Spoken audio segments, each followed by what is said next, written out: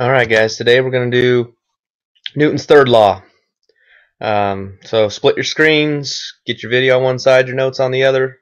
You can just add to Newton's first and second law notes if you'd like. Here we go. Newton's third law. I'm sure you've heard it before today. For every action there's an equal and opposite reaction. What that basically means is whatever force you apply, there's an equal and opposite force coming back. So take bouncing a tennis ball, for example. Okay, this is the action-reaction pairs. The bouncing of a tennis ball, when you throw it at the ground and it hits the ground, your force of throwing the ball down is the action, and the reaction is the ground pushing the ball back up. Okay, it comes back up at the same force that it went down.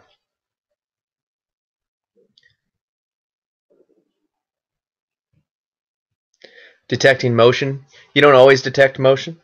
Something as small as a pencil falling, as it said in the book, has a reaction on the floor. The pencil pulls the floor upward.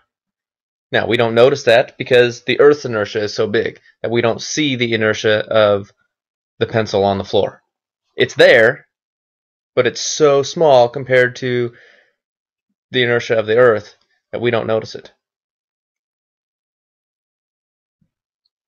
Now, do the action-reaction forces cancel? No. Okay. Action-reaction forces occur on two different objects.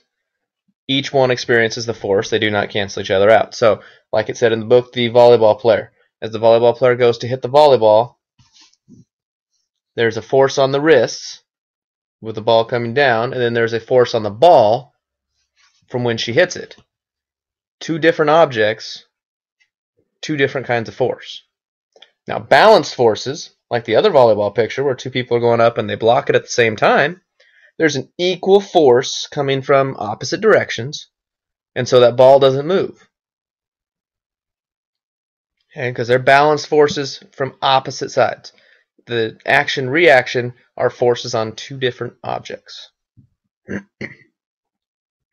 then lastly, we have momentum. The mass and velocity of a moving object. Okay, all objects have momentum. The greater the mass and velocity, the greater the momentum. And then we have the formula for it, mass times velocity. That's how we factor momentum. So make sure you get all the notes down, rewind if you need to, and that's Newton's third law.